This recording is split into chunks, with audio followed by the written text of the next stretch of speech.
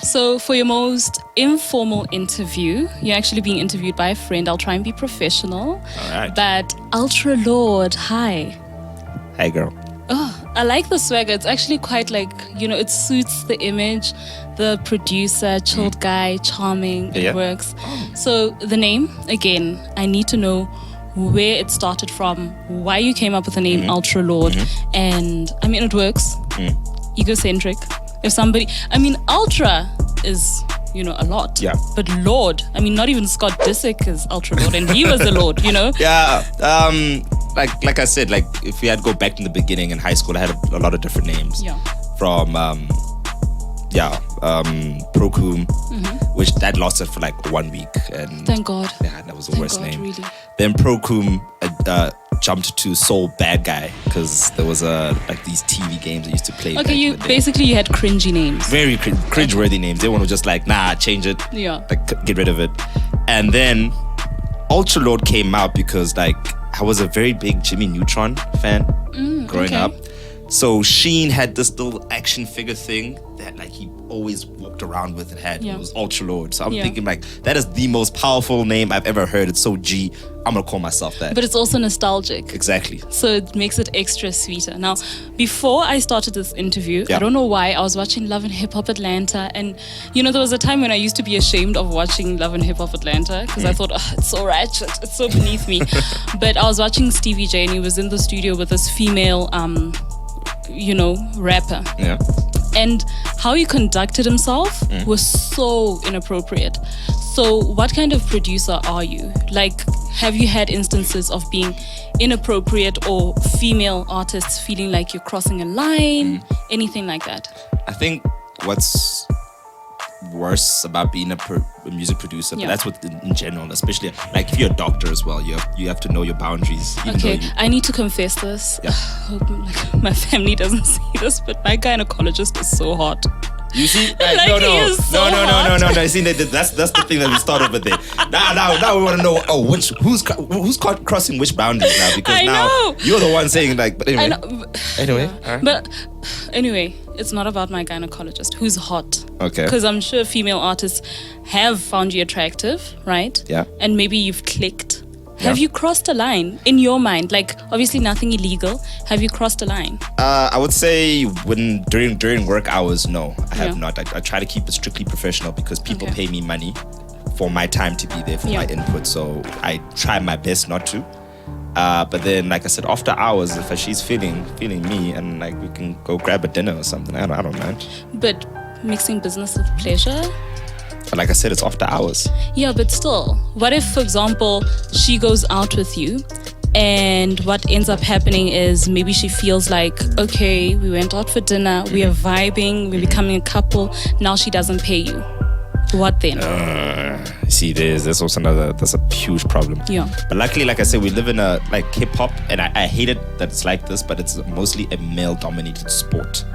So I keep telling people that it's not, even though it's music and everything, this is a sport like any other thing. You have to be as vicious, as fast as or whatever as any other sportsman or athlete. Yeah. And now, because like I said, it's male. If you had to name the top 5 artists right now, most likely it will be male artists. I can't, me and my hip hop game. J.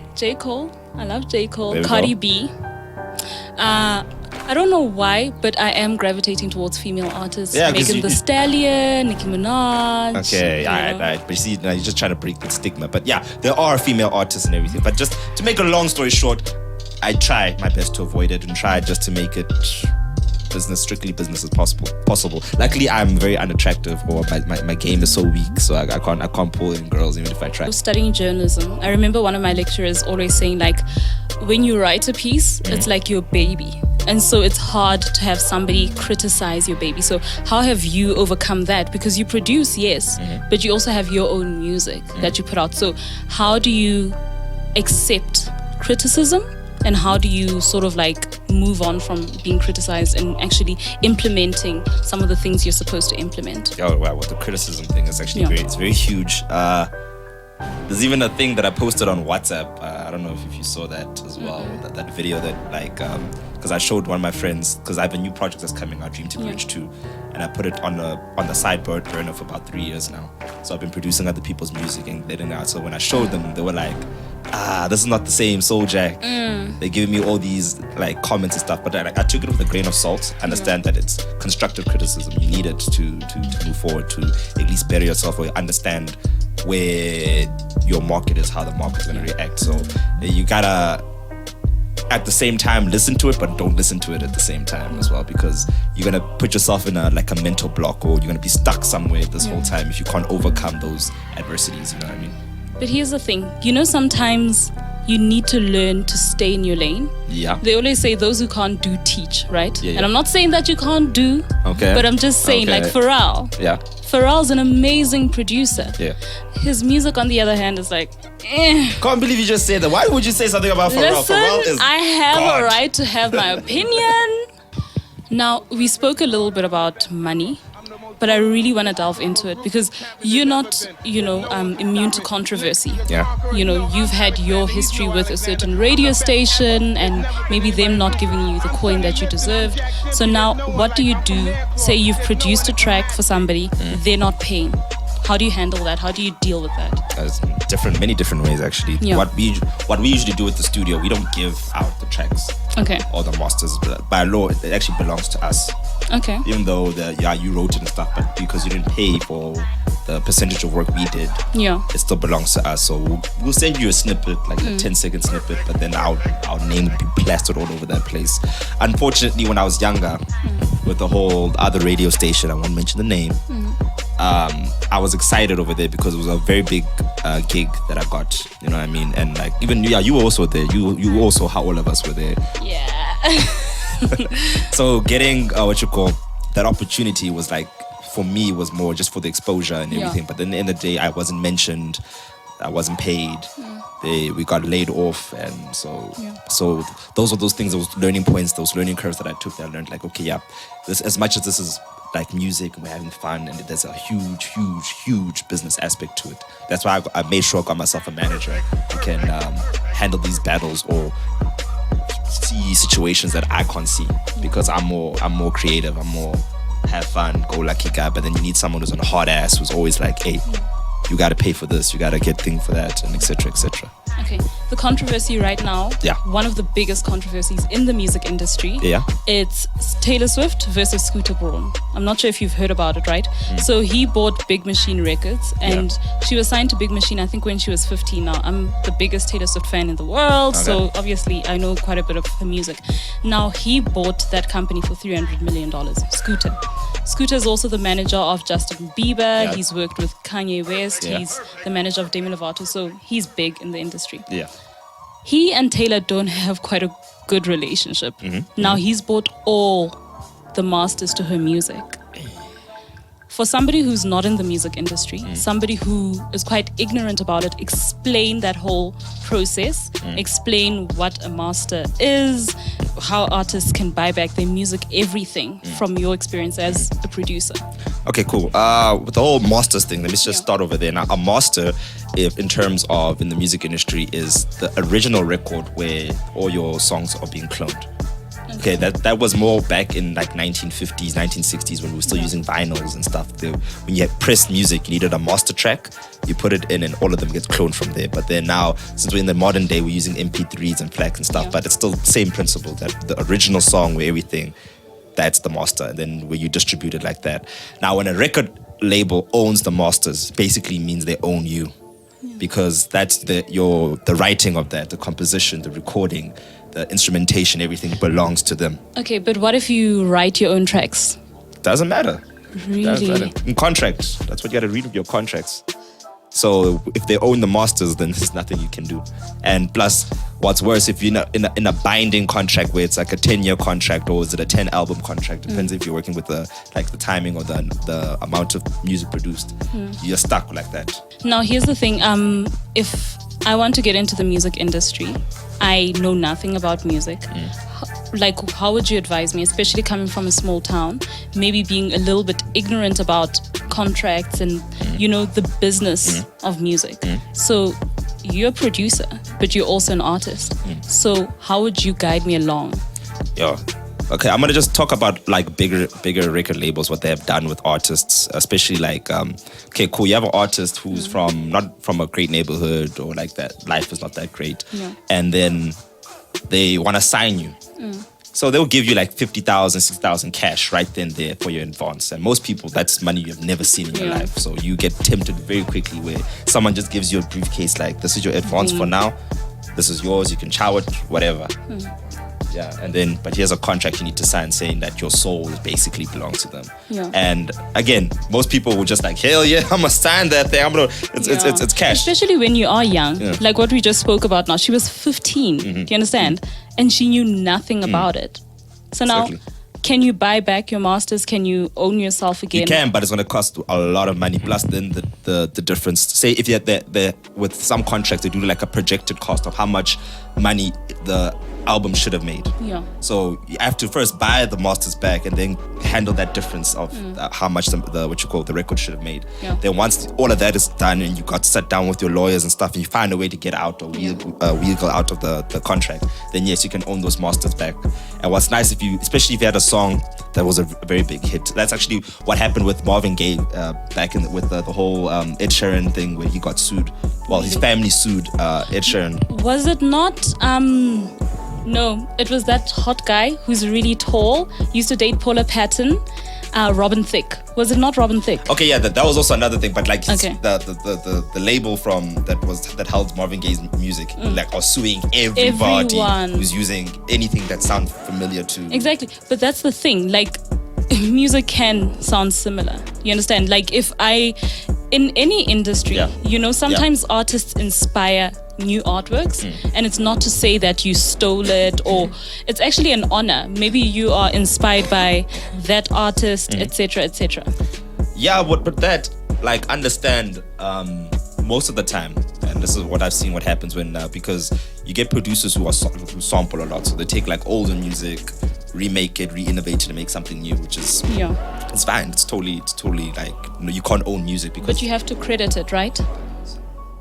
Oh well, yeah, you can credit it if you have to. The original artist. One, yeah, you credit him. But then it depends because there's a certain time frame where if music is out, the copyright it expires and it becomes world music.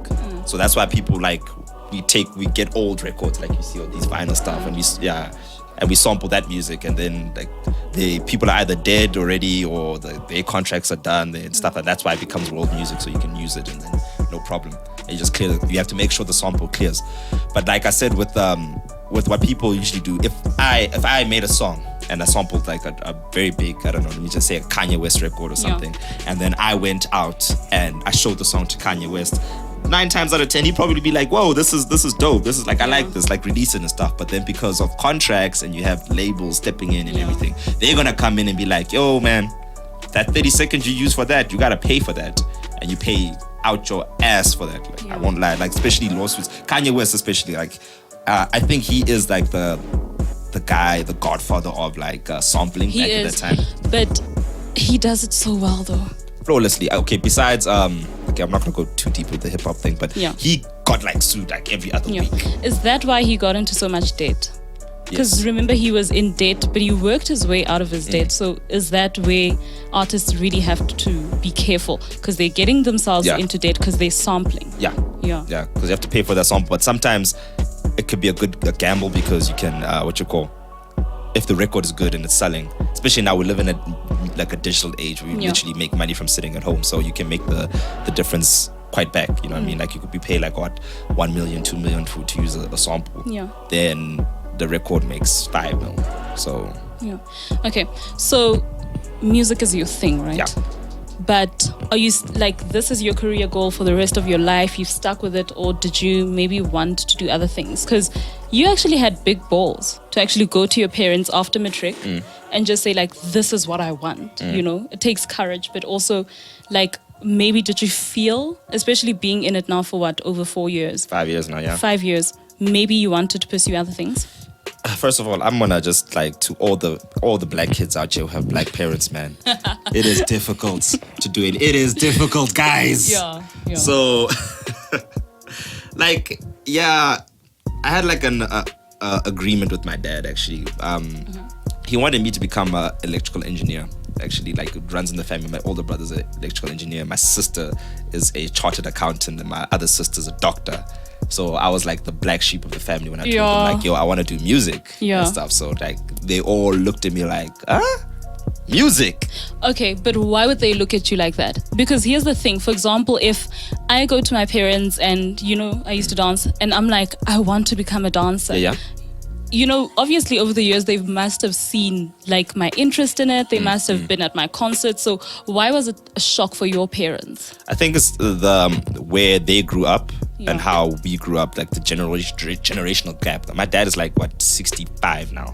So he's quite old. He was in the old times and coming in. So like, especially how he grew up, he never saw people who did music, who made it. Like, they keep giving me the same Brenda Fassie story of how I'm gonna die of drugs, or etc. You might. Hey, you never know, man. You might. But that medical aid is strong, so it's really strong. Yeah.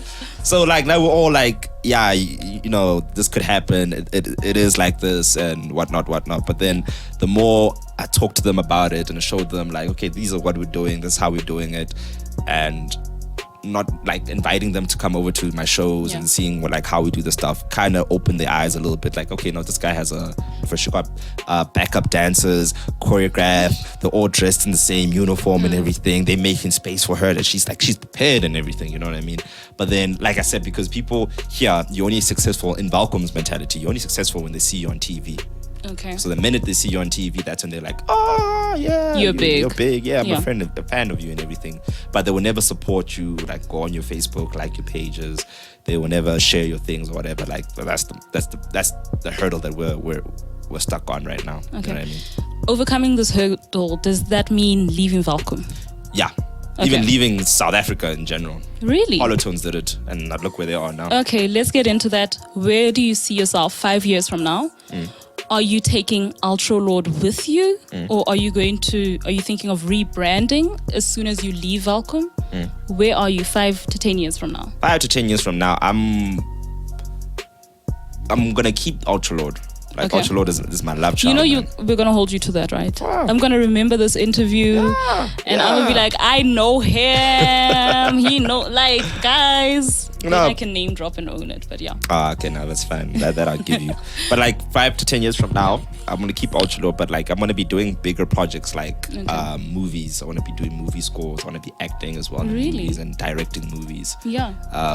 Doing books, doing fitness channels. I don't know if you saw the other thing I'm doing. With Bongo, you don't fitness. even like gymming. Why are you doing a fitness channel? I don't like it, but I gotta do it. I mean, no, but why you do? You know, people want an authentic brand. Which is authentic, yeah. It's not authentic to you. You hate gymming. You don't. You and I are like the same. Like, nah, I don't like it, but I'm doing it, and but the reason why I'm taking it even online, so I can be accountable to people when they see me not posting. I'm in gym anymore. I'm not taking the protein shake and stuff. They'd be like, nah, something's wrong. But because now I know every day, like, okay, let me go post something of doing my triceps, biceps, doing push-ups, pull-ups and stuff. So at least they can be like, oh, okay, he's sticking at it. And I've lost some weight. I'm looking good. I'm healthy. You know. Yeah. My eyes aren't red all the time. Yeah, so. but the other reasons why your eyes are red, I'm just saying.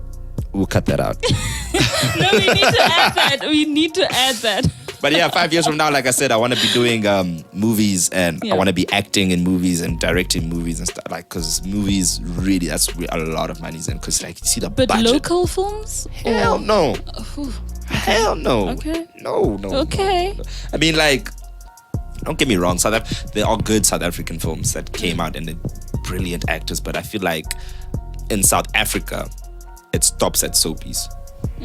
That's where your acting career is in South Africa. You're either a journalist on carte blanche or soapies. I've never seen. Okay, to be honest, District 9 was a good movie. It was. That was a hella good movie. It was also creepy a bit.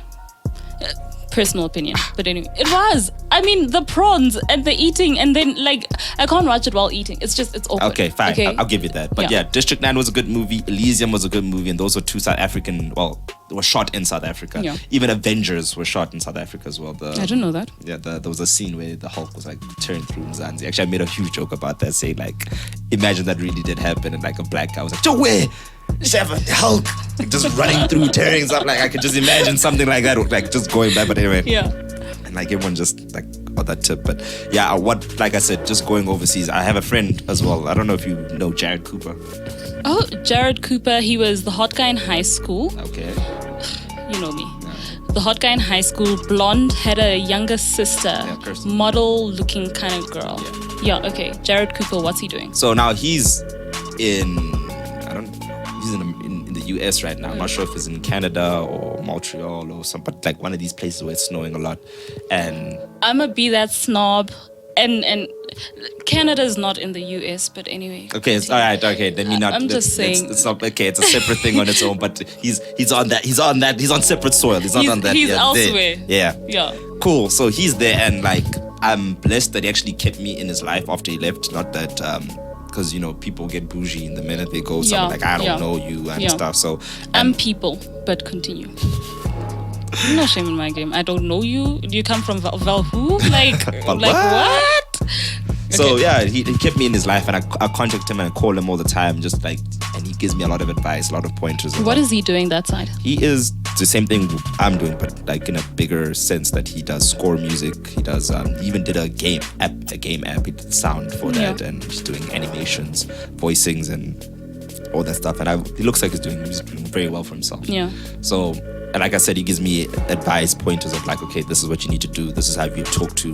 And just spending some time with him, you realize how different it is over there than it is over here. Because with me getting clients and stuff, it's a huge hustle. It's like 2 weeks of sending emails, calling, WhatsApp, advertising on Facebook. Because the industry is quite small here, But also, I mean, as an observer, right? Sometimes I'm just like, an artist from here. I mean, already South African artists for me are like, and I know we have amazing artists. AKA is incredibly talented. Shekinah is a sensation. So I know that we have amazing South African artists, right? But I'm more inclined, and I've always been, and I think I always will be, towards the US. So now my interest, it's like it's watered down for South African artists. Now mention Welkom in the middle of nowhere, like, you understand? It's even worse, yeah. So it's such a strain, I think. I can imagine such a strain for you trying to build your company here. But what is like your biggest achievement, your biggest success? What has that been? Quite a few. I mean, like last year I won the LDA. What's the LDA? Sorry, my pronunciation is bad. I don't speak a lot of Sesotho, but it's the Legislative Music Award, yeah. Okay. There we go, thank you. There we go, yeah. I won that award last year. I sound so snobby.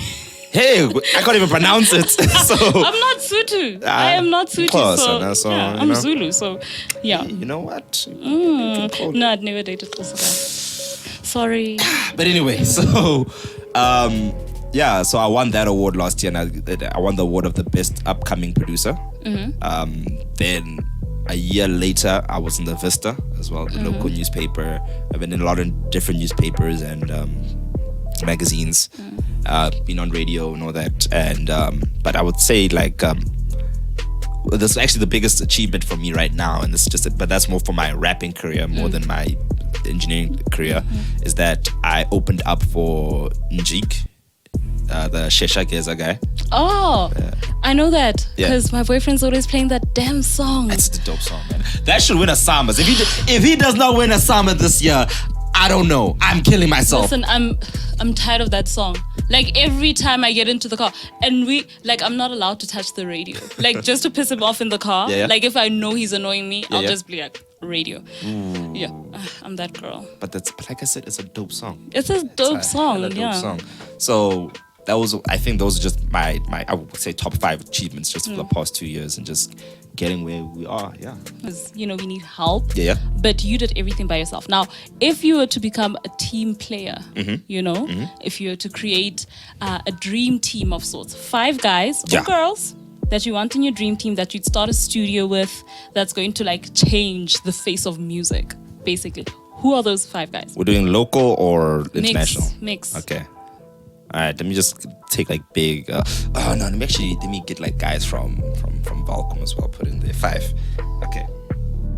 What? Why? Nothing. You're I'm not hating on Welkom, man. Listen, like, yeah. Let me keep quiet. But welcome, yay, welcome. Okay, cool. Let me take the big international, big national guys. Okay, first I would take Anati. Yeah. Anati, he my boy, man. I like how he combines like English but vernac, but he doesn't force it. Like it just works. It's natural. It works. It tastes like bakang, man. It's like I was listening to one of his album when it came out, and my mom walked through. She was like dancing to it. She's like, yo, it reminds of her like back in those days. So if you're doing music that can get people like that, you're good. And like overseas, they love that. If you look at like the BET Awards, who's actually winning? It is these African artists who are really more African and tribally. I think not so like Western. I think so. I think they really appreciate. Why doesn't Anati have a BET Award? Because Shoma Josie won it. Yeah, but he's coming there. But they are my he wife. deserves it. My wife won that award, baby. I'm proud of you, Shoma Josie. I love you so much, Sho. Other people's men. Okay, back to the list. Okay. Back to the list. We've got Anati. Okay, got Anati. 1.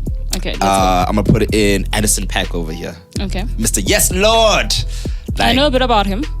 What you know about Anderson .Paak? You taught me he's got a song and it's catchy and I know it a little bit, but I'm not gonna embarrass myself on the whole. You're not gonna sing it. I think with him because he has the best teeth in the game, and like a guy is like. What are teeth? His teeth. What does that have to do with music? It has nothing to do with it, but he has the best teeth in the game. Veneers, probably. Maybe, but but I'll get back to the list. Yeah, Anderson .Paak. Yeah. We've got Anati. 3 more. Let me add some females over here. I'll take my wife any day. Obviously, I push Shoma Josie over here because I need someone who can like jump in the crowd and get the crowd going and stuff like that. Especially when I saw her at Global Citizen as well. Yeah, she did an amazing job over there. So that's someone I would definitely take on. And then because we can spend some quality time off stage and we can like a couple of things. No, but like mixing business with pleasure is just so dangerous. Alright, cool. Yeah, but that's Shoma Josie. 2 more. I'll take Casper Nyovest. Definitely, I'm taking him on as well because he's arguably the biggest South African artist now.